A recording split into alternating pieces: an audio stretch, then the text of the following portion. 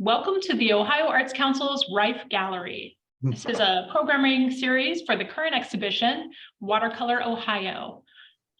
This exhibition is produced and circulated by the Ohio Watercolor Society, and today we're thrilled to present artist Kevin Buckland. As a brief reminder, everyone tuning in today is in listen-only mode. Please feel free to utilize the chat function to ask questions, and we'll be sure to get to them at the Q&A portion of the hour. Next, live captioning is available, and you can access those by clicking on the closed captioning icon and selecting Show Subtitle. Also, please keep in mind that because we're presenting from separate locations, there may be some variation of bandwidth. So if one of us freezes up or the sound fluctuates, thanks in advance for bearing with us. And lastly, to get everyone comfortable, please go ahead and click on that chat function and say hello and let us know where you're tuning in from. All right, thanks everyone. And now to you, Kevin. Great, thank you very much. Really appreciate everybody that's tuned in, and I'm really excited about doing this. It was fun. The preparation was an interesting process in itself.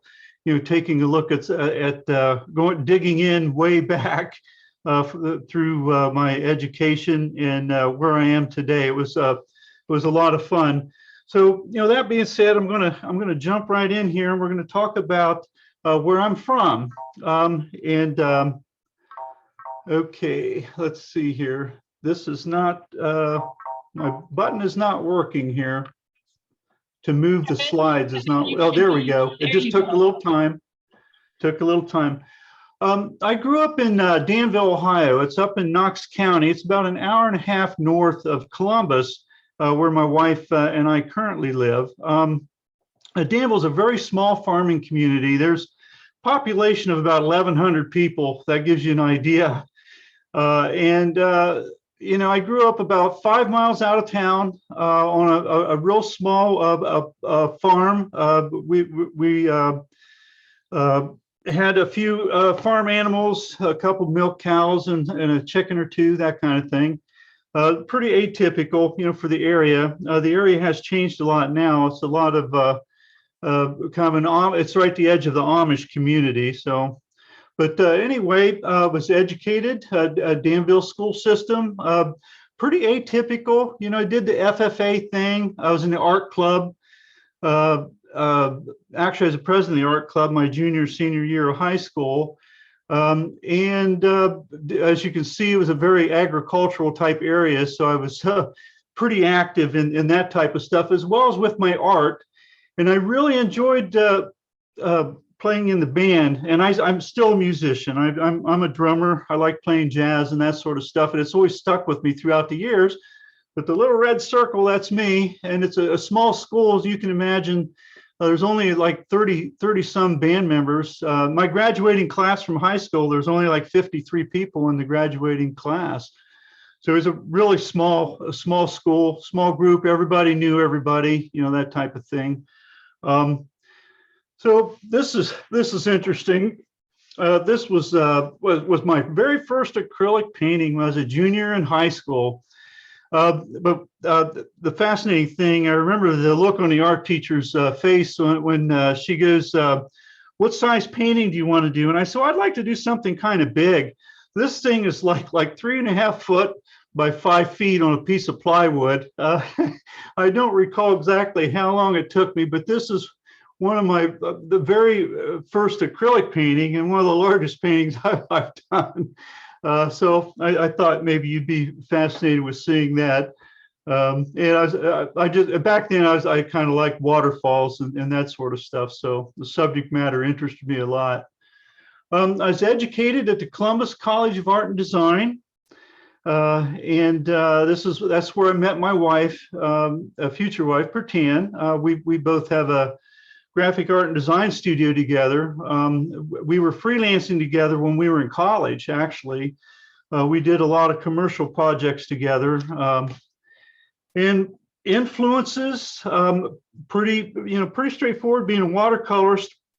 I really like Andrew Wyeth's work, I always have. I'm just totally fascinated with his seascapes, especially, you know, from the Maine area and Of course, this is from Chadds Ford, Pennsylvania, which we visited there many, many times to the Wyeth Museum. Love his work. And this is an unknown artist, relatively, that really influenced a lot of my work and still does today. George Shook. He's down in lived in Tennessee.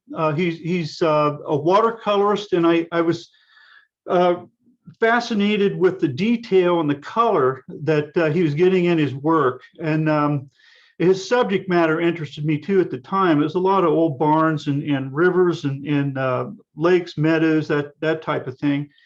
But he only has 2 books out, but I really enjoyed his work, and I still look at his books even today for inspiration. Of course, who wouldn't like John Singer Sargent? Unbelievable, watercolor or oils. I've studied Sargent's work extensively, and I kind of like to think I model my stuff after him. His figurative stuff just blows my mind. I just can't believe the lighting and the textures and things that he achieves in watercolor. Truly a master of the medium. And I'm going into some of the workshops that I've had. This is Arleta Peck, an example of her work. She's actually an internationally known watercolorist. She's was into floral paintings and gardens, that sort of thing. I've got to go to dinner with her a couple of times when she was in Columbus, and really talked to her in depth about her work. And it fascinated me where she got her subject matter and what her inspiration was. She would, her and her husband would drive around to antique shops, and they would collect doilies and all types of ceramics and light, old kerosene lights and things like that. And she would put compositions together and photograph them and create her work from these photographs. But her background was very similar to mine. She was a graphic artist. She started out as a graphic artist. She's from Denver, Colorado. Well, I felt really fascinating is she designed the very first Denver Broncos football team's logo. It kind of ironic. It's just sort of funny to go from football team logos to watercolors. But she's since transitioned into oil. She's doing a lot more oil type work, and she's also getting into a lot more of the plein air type work. I haven't emailed or talked with her in quite some time, but I do hit her website. I'm on her email list, and I do hit her website and take a look at her work. But I don't consider myself a floral painter, but it's amazing how you do pick up tidbits, little things that you learn from each artist from these workshops, and you kind of incorporate that into your own work. And I just really enjoyed her compositions, how she approached her designs, and I really liked her technique with her flowers. And I teach watercolor now, and quite a few of my students will come in and they want to do floral paintings, and I kind of am passing on what I learned from Arleta Peck onto some of my students. So she's a great inspiration. Mary Whyte, she's internationally known. I had a workshop with her at the Butler Museum up in Youngstown, probably about 7 or 8 years ago, maybe right around there. Like I said, she's internationally known. She's probably one of the finest figurative watercolorist painters out there today. She's really well known. She lives on an island down south, and she's actually from Cleveland, Ohio, outside of Cleveland, Ohio. She's an Ohio native, but her work, it just is incredible. I watched her do a couple painting demonstrations, and she just started with a brush and did a figurative piece that was just mind-blowing. and very soft-spoken individual, and very pleasant, very free with her critiques and comments and things. She would very open individual, art-wise. And she had an exhibition up there, and it was the first I'd seen all of her work, a lot of her work in one spot like that. And I had the luxury of walking through with her while she discussed each painting and her thoughts and concepts and things. And I found it totally fascinating.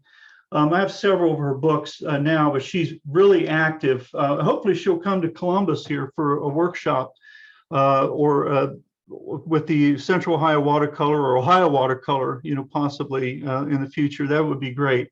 But a fantastic artist, wonderful person. Nita Engel, she was something. I had a workshop with her, attended a workshop up in Cleveland, and this was about 9 or 10 years ago.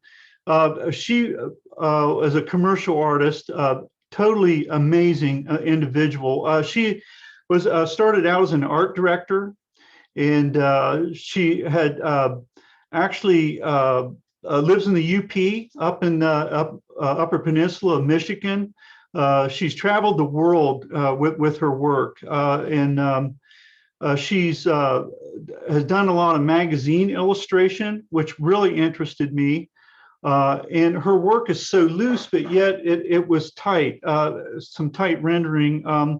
And her handling of the medium was amazing with her techniques and things. I like to think I'm really influenced a lot by her work.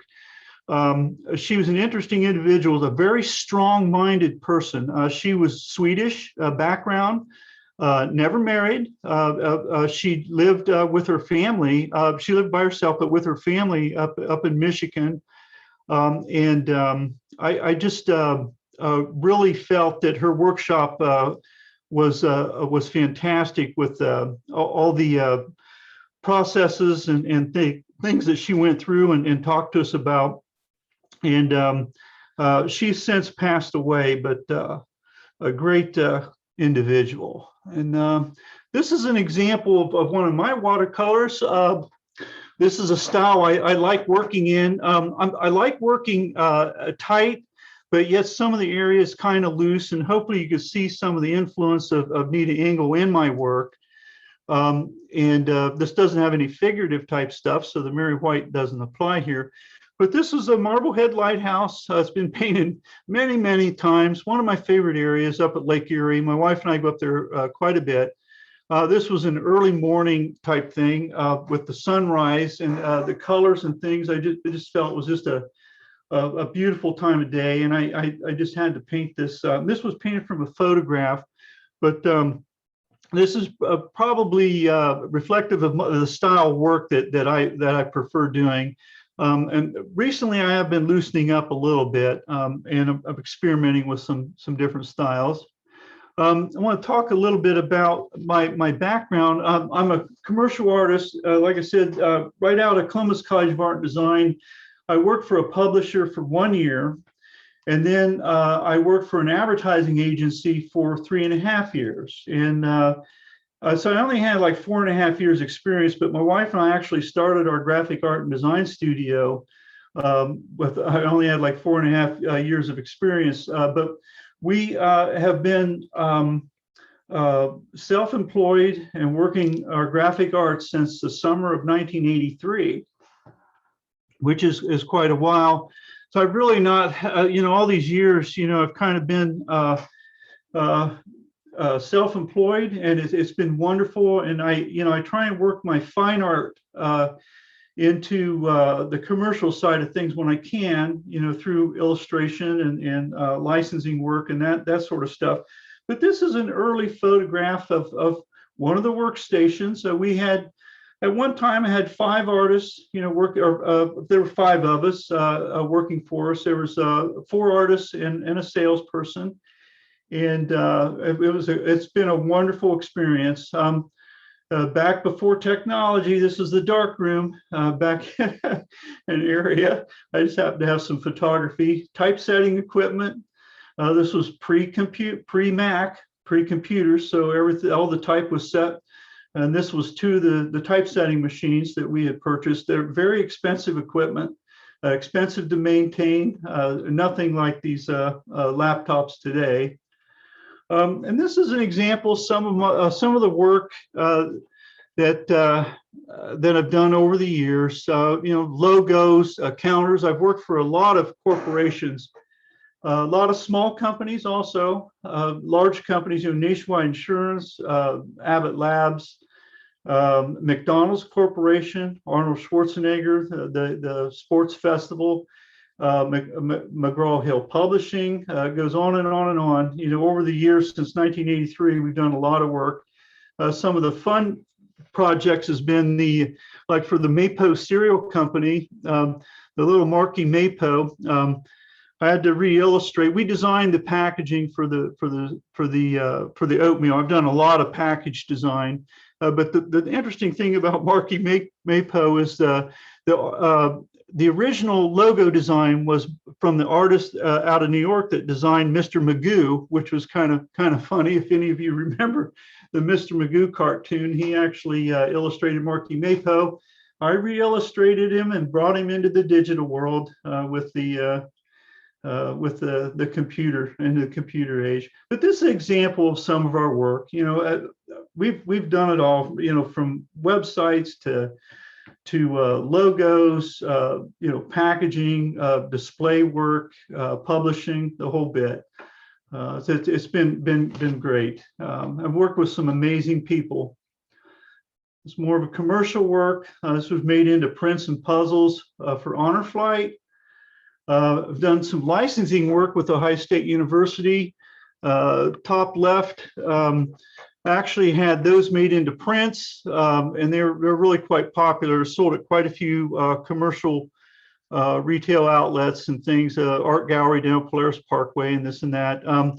Cheryl's Cookies retained my services for licensing work. That's actually on a cookie tin, which is kind of neat, the upper left hand. And then the bottom right hand piece with the basketball, that was on cookie boxes and things.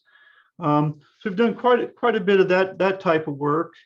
Cards, holiday cards and things. It's a Brutus ice skating, and some more commercial illustration type stuff that we've done.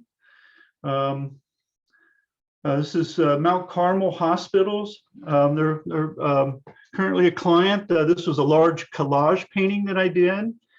And it kind of represents some of the facilities, some of the different venues that they have out there on the east side of Columbus. And this is interesting. A few years ago, I got this idea of designing what's called an artist quick comp. Leonardo da Vinci actually designed the artist grid, but I come up with the idea to save the artist's time and money. Was to set up the scale and proportions to work with the art grid and save money with pre-cut mats and ready-made picture frame sizes. So this will work on standard sizes. So if you want to do a painting, 11 by 14 or 16 by 20, this is in scale and proportion to that. You divide your painting into thirds. And then what you see in the top left-hand square is what you draw on the square on the paper. But this has been very successful. We sell these through Dick Blick. It's a nationwide thing. I've actually sold to clients overseas, in England, Israel, Russia, and a few other countries. But it's been pretty successful for us. And we've had quite a few outlets here in the United States where we sell these. I just got an order in yesterday for these quick comps. It's something that's kind of fun, and we do on the side as a sideline. This is some of my early work. You can see the detail and scale in that. That's an apple orchard up in Fredericktown, Ohio. My wife and I, in our travels, we always have a camera ready. It's always sitting on my wife's lap or between the seats in the car or whatever. And if we see something interesting, we pull off the side of the road and take a photo, a snapshot real quick. And I'll tell you, we've got thousands and thousands of photographs, and we come back, we kind of go through it and inventory everything and keep what's good and get rid of what's not so good. But this was an example of an apple orchard. We just kind of driving by and on a fall day, and I felt it was fascinating. So I did a painting of that. This is some more of my early work. Same situation. This was a little town up near Lake Erie. Happened to be driving by. I think it was an antique shop up there. So we're always on the look for inspiration and that next great big idea, I refer to it as. But this is an example of my work.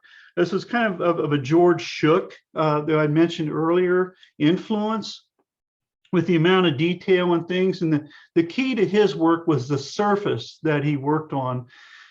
He worked on a Strathmore high plate board, which is actually like painting on a piece of glass. And you can really achieve a high amount of detail because the paint does not absorb into the paper. It rests on the surface. And I still do paintings on that surface from time to time. It's hard to get some nice gradated washes and things, but you certainly can get some really nice detail with that technique. And that I learned from George Shook. Again, same deal. This is some early work. This was over in Western Ohio. It was an old building, and it just had all these flags piled up, leaning up against the inside window. And I thought that was pretty fascinating. So we jumped out of the car, got a photograph, and I did a painting of that. Inspiration can come from anywhere, anytime. You just have to be ready for it. It doesn't have to hit you over the head either. It can be just a real subtle kind of thing. Here's me painting out. I've been doing a lot of plein air painting. I enjoy painting outdoors. Plein air painting for me is totally different than my studio work. Generally, it's a lot looser. I use a very limited palette when I paint outdoors. And also, I'm usually around other artists. When I'm painting at the studio, it's my wife and I. We do paint together, but when you're painting out in plein air, you're generally with a group of people, and it's always a lot of fun. We have a blast doing that.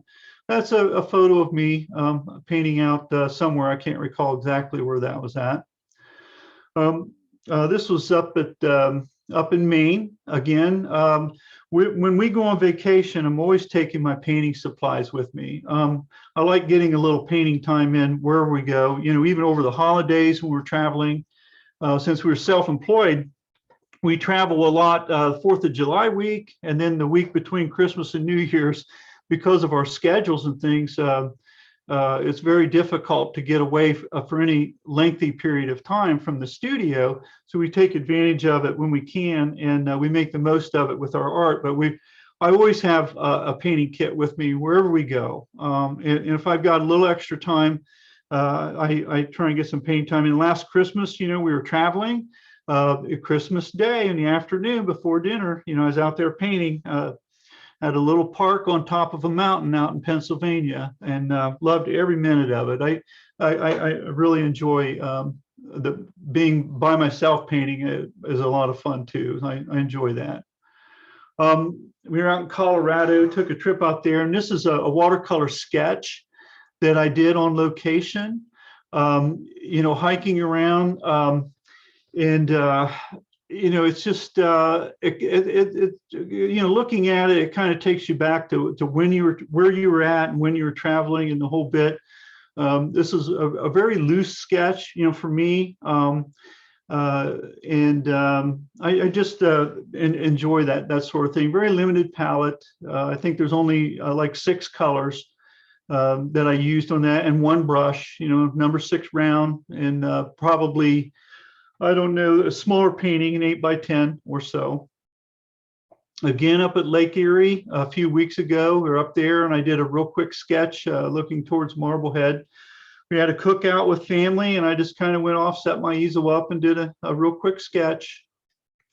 I paint at events. This is a wedding painting up in Cleveland. I've done quite a few wedding paintings. I find it to be a real challenge. You never know what you're going to get into until you get into it with these events. but I've always enjoyed a challenge when it comes to art. But these are especially challenging because of the being in a dark room, people moving, all the activity, a band playing, all the stuff going on. It takes a lot to focus on your work. People coming up, talking to you constantly, and looking and asking questions and the whole bit. But I do enjoy that. And some paintings are more successful than others, I might add, but it's a heck of a lot of fun. And at the end of the evening, the bride and groom, they get a frame painting as a keepsake. So it's great. Arnold Schwarzenegger, my connection there. Through the graphic art and design studio, we'd worked with the Arnold Sports Festival for 21 years. We handled their graphic work and marketing work and that type of thing. And a few years ago, I got this idea of maybe creating an art competition and combining it with the Arnold Sports Festival. There's over 200,000 people attend at the Columbus Convention Center in a 3-day weekend, and they have some of the best physiques in the world there. And I thought, wouldn't it be interesting to take some of the bodybuilders and athletes and make them a model, use them as a model, and have artists come in and draw and paint from this, and then bring on sponsors for prize money and things. And that's what we did. We made the presentation to the Arnold people, and they liked the idea. They gave us 2,000 square feet at the convention center for 3 days, and we had enough square footage for 50 artists to set up with their easels and all the gear that's required. And it was quite a competition. And we did that for 11 years. We did art at the Arnold, and I referred to it as the ultimate artistic workout. But it was a lot of fun. Arnold would always come down, and so you never know what celebrity would show up down there in our area. Sylvester Stallone came down once, and it was so exciting. But Arnold's bought paintings. They come down, buy paintings, and the general public, we have a big art show. We start on a Friday, paint Friday, Saturday, and then we have an art show on Sunday. And a heck of a lot of fun. Met some great artists, good friends, and the whole bit.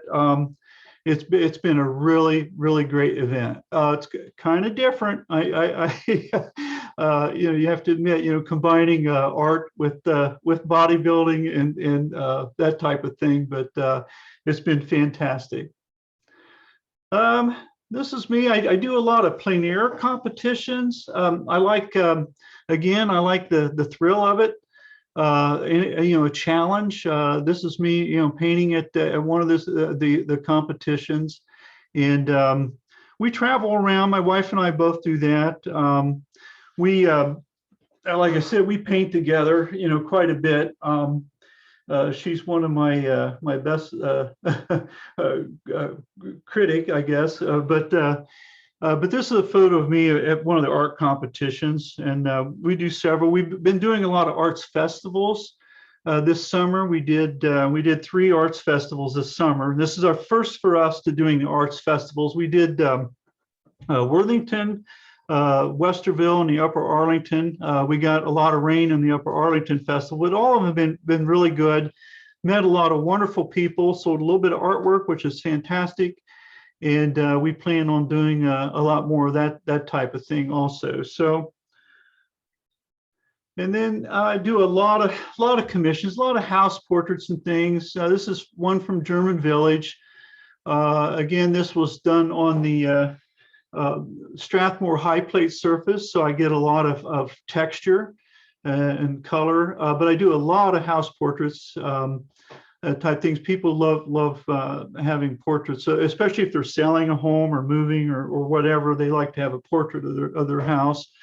And I place elements in the composition that means something to the people. And I talk to them about that. The thermometer, the Ford Motor Company thermometer, had some meaning.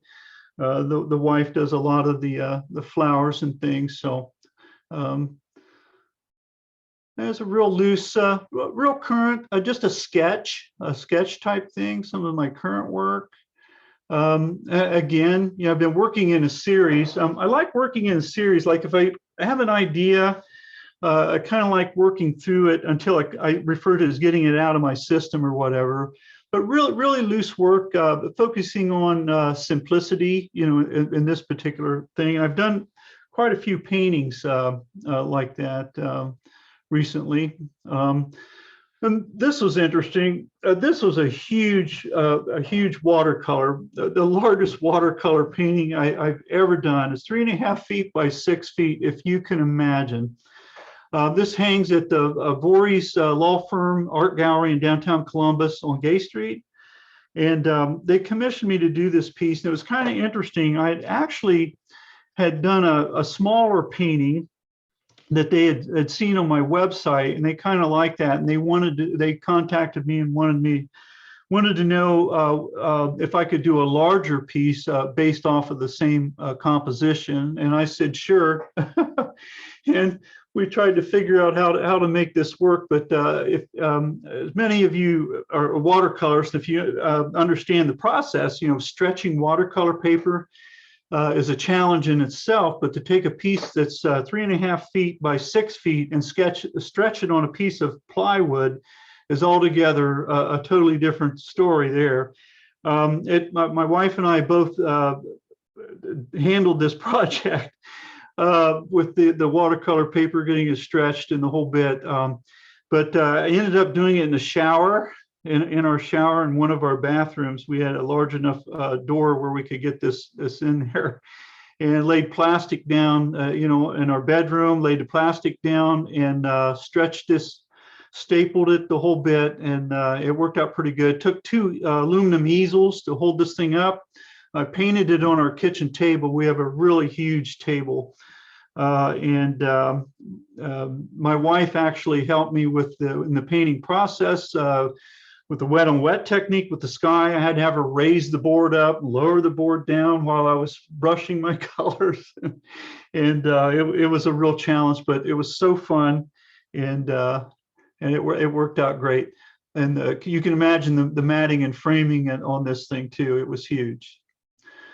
This was a really a highlight of our careers. This was for PBS. My wife and I were asked to do a blog, and this was national. And they had a program, an art program. It's called Paradise on Earth and Color and Light. We did the two of the episodes, and it was a situation where we would view the episode ahead of time. And then we would write our comments, and they would post that during the when they did the live broadcast nationally. It was a real experience. I learned quite a bit there. It was a lot of fun too, and real history lesson, I'll tell you, with art, because we had to do a lot of research and things ahead of time. So that was a great opportunity for us. Just some current sketches over in Millersburg, over in Amish country, some sheep, just a sketch. Like I said, you never know where inspiration will hit you, real loose. Again, down in Tennessee, Blue Ridge Parkway. The actual reference photo was taken, we're driving down the road, like 45 miles an hour. My wife took a photo, out the window of the car while we're driving the Blue Ridge Parkway. This is one of those, real loose, sketchy kind of thing. I really enjoy the spontaneous happening of the subject matter and the whole bit. You never know where inspiration will come from. And again, this was on vacation up in Maine, a real early morning, standing there with a cup of coffee, looking out over the Atlantic, and we were camping. We have a little teardrop camper, and we had taken that up there, and it was a lot of fun. I had taken, I think it was over 2,000 photographs on that trip. We were only up there for a few days because of our schedule, but out of 2,000 and some photos, there was probably only 4 or 5 that were really worthy of a painting, in my opinion. And as it's kind of amazing. So we take a lot of photographs and we get a few paintings, from that. But this was from one of our vacation trips up there, real early morning. It was great. And that kind of concludes my slides. This is some of my contact information here. If anybody, please feel welcome to email me or contact me. You can call me. I'd be happy to have you do that. So that kind of concludes my my presentation. I'd like to thank Kat and the Sheridan and Anya and the Wyeth and the Ohio Arts Council for this opportunity. It's been great. So thank you. Wonderful. Thank you, Kevin. Well, we have some time for questions and answers. So while folks are thinking about their questions and typing them in, I'm going to start us off. I always like to ask artists, take us through a day in the studio with you. Now, you talked at length about how you engage when you're doing plein air, and that's great. Really lovely. Like, you steal away if it's good weather and you see something that you like. How about in the studio? Take us through, is there a ritual? Is there an indicator that kind of sets the stage? What does that look like? What time of day is it? Is there, give us the story of that, so that folks can place themselves into that and imagine themselves in that. Mm-hmm. Yeah, believe it or not, we do have a formula that we follow with our work.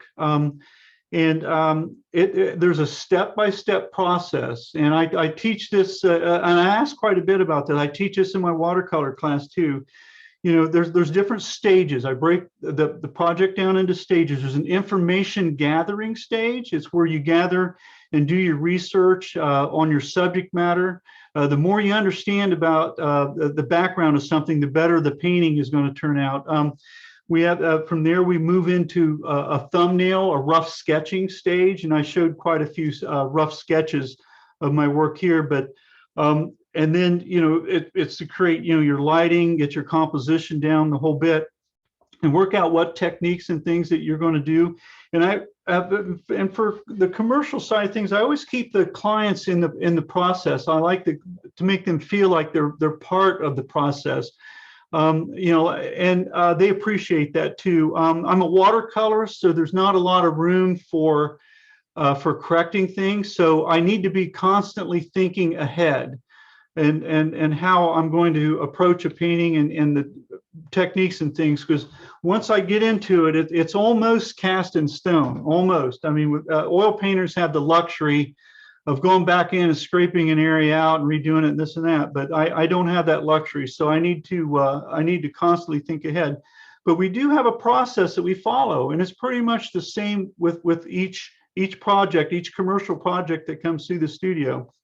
And when it comes to ideas, I ask myself, I look at the reference material, I say, what's working in this reference photograph, what's not working in this reference photograph. And then the biggie is, what if I did this? What if I did that? What if I adjusted the color or whatever? And that's where the real creative thoughts kick in. But it is a process and a formula that we go through.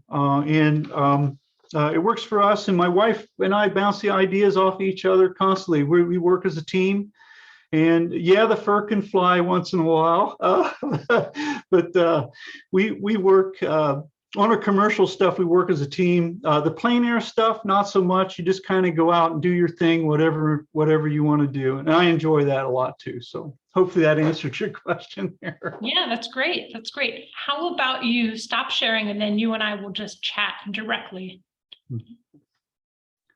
Okay.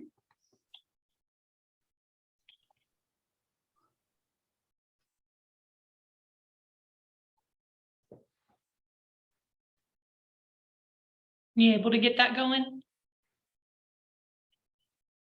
If not, I can fudge it.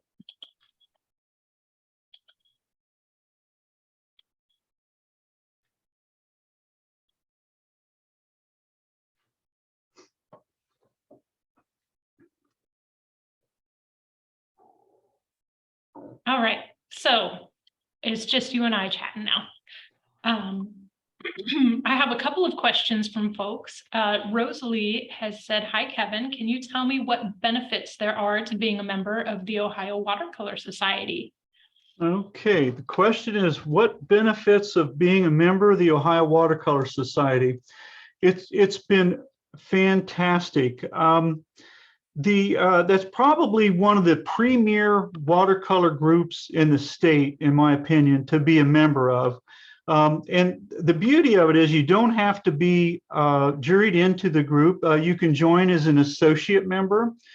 But the big thing is being around the other artists. You really learn by rubbing elbows with the other artists and seeing the work and going to openings and that type of thing. It's been incredible. No matter what level of work that you're at and what style your watercolor is and the whole, or how much experience you have, there's always something there to be learned. The Ohio Watercolor Society has been fantastic. And they do offer a signature membership after you're in so many, if you're into if you've been juried into 3 shows within 5 years, you can submit work to be juried in as a signature member. And that's kind of the big deal. And you can, when you sign your paintings, you can sign it OWS behind your name and that kind of thing. But it's kind of like a goal. It's something that you can work towards. And I'll tell you, there's top watercolors, in the state are in that group and involved with that group. It's very well organized, great group of people. And I think for me, it was one of my major goals was to become a signature member in that group. And I was able to do that. So it's been a lot of fun and meet some amazing artists, and it's been great. I did. So to kind of recap or maybe restate it, as humans, we gravitate to community, and when you have a particular interest, if it's watercolor or oil or what have you, maybe plein air, having a group of folks that you can lean into that are also really enthusiastic about that technique or subject matter, it just goes such a long way in expanding your realm, like expanding the richness of your experience, expanding the enjoyment of getting into shows and seeing your friends there and all of those things. So highly recommend, if you have a particular interest in any kind of artistry, to find the groups that you really respect and admire and see if you can't find your way into it. And to add to that, even on a local level, there's always art leagues. There's many art groups around Central Ohio and even in areas that you may live in, and they meet like once a month at a library, and they always have a guest artist in or a demonstration or something. And that's what I meant by being around other artists. You learn from that. It's a wonderful experience, and it kind of gets you out of the home studio and gets you out there exhibiting. And another, the beauty of that is you can take one painting and be in an exhibit as opposed to a single person show, where you have to come up with 30, 40, 50 paintings to do a one person show. You can have an exhibit with one painting with your artist friends at the art leagues, and they give out awards and things. So there are goals and challenges and things there, but they're all over town. Plein air painting groups to art leagues to societies. That they're out there. You just have to kind of Google search and come up with somebody that's in your area or something that would interest you. So wonderful. All right, we have another question. First, it's a comment and then a question. Kelly said, "Thank you so much for your presentation. It was wonderful. For someone starting out, what easel would you recommend for plein air watercolor painting?" Okay, the question is, starting out, what easel would you recommend? First of all, I would recommend purchasing an easel, as expensive as the easel as you can get for your budget, I would look at that. Probably something middle of the road price wise. For me personally, I've kind of evolved, and I started out with store-bought easels, but I have a custom-made easel that I use for plein air right now. It's I would recommend a tripod, a three-legged easel, because of the uneven ground and things that you'll be on a lot of times. You could be on the side of a hill, down by a river with a bunch of stones, rocks, and things. So you're going to want to be able to level your easel out. And it's important, especially at watercolors, it's important to have flexibility to be able to move the top of the easel easily to do, with the, moving your pigment and your watercolor around. You want something that's lightweight, but yet sturdy. And I found that the less expensive easels probably will not hold up very well. If it's something you want to try for a short period of time, say, well, I just want to try it. You could go with a less expensive easel. But if it's something that you enjoy, eventually you'll spend more money and get a good one. Dick Blick's a good place to start, and just do a search at Dick Blick's website, on easels. Cheapjoes.com is another great one. And Cheap Joe's has a lot of watercolor material supplies and things. They've been great. So I hope that answered your question. I think that's a great answer. We have a comment question from Anya. Said, so interesting to hear about your relationship with watercolor and commercial design work. Do you have any advice for successfully balancing both of those interests? For me, well, the question is what advice I could give for balancing one foot in the commercial world and one foot in the fine art world. The commercial world, we're going to start with that. First of all, I'm given perimeters and told what to do a lot of times, and that can wear you down, as an artist. We're kind of a free thinking, free spirit bunch of folks. And to be told what to do a lot of times it can be very difficult, especially if it's a direction that you're not real comfortable with, with a client, and they say, I want this in blue and you prefer to do it in red, that just simplifying it like that. So that can be difficult, the commercial side. The fine art side, I found the freedom was amazing, because I can paint what I want, and subject matter, and I don't have to worry about it turning out to be a great success and making a company a lot of money, kind of thing. Now, for me, I do combine them both. I do my watercolors I use on the commercial side of things. I'll use them for a cover, or for a commercial piece, a postcard, or a fundraiser. I've done a lot of that type of thing with my watercolors, and I try and keep the clients involved. It's in the process. Like I said, we have a formula that we follow, a specific formula on how we do things, and it kind of makes the client feel like they're a whole part of the whole process. It's not a total, well, Kevin wants to do this, Kevin wants to do that, and that's the way it's going to be. So it's a delicate balance between the two. The commercial side is fantastic. I enjoy, the monetary part. The fine art stuff, has been great. And I like the freedom that you get from that. So I hope that helps. Wonderful. And then we have a very kind of operational question as a follow-up to the easels. Do you stand or take a stool for your plein air painting? That's a really good question. Do you stand or do you take a stool? Or sit on a stool? That's pretty much up to the artist. I have to tell you though, it kind of depends upon your painting style. If you're a watercolorist that likes to paint real tight and detailed renderings, you may want to consider setting, okay?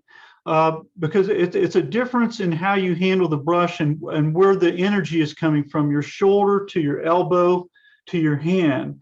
If you're an artist that likes to paint loosely, I find that you're more relaxed if you stand up. For me, it's more relaxed, and I'm painting, using my whole arm from the shoulder down, and it's just like a one motion, free, and it's not real tense and real tight.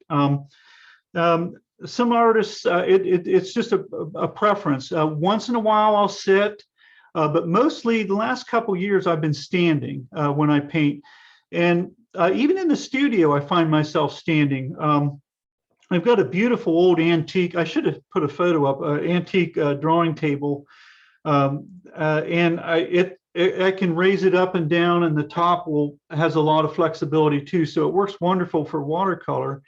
But I can stand or I can sit, but I kind of refer to sitting, more detail, standing, looser. That's just for me. That's just how it works for me. Wonderful. Well, I think that's a really great place for us to just wrap, and I'm going to close us out. Thank you again so much, Kevin, for the generosity of your time and story, and thank you, everyone, for joining us for this Artist Talk by Kevin Buckland as a part of our programming for Watercolor Ohio 2022.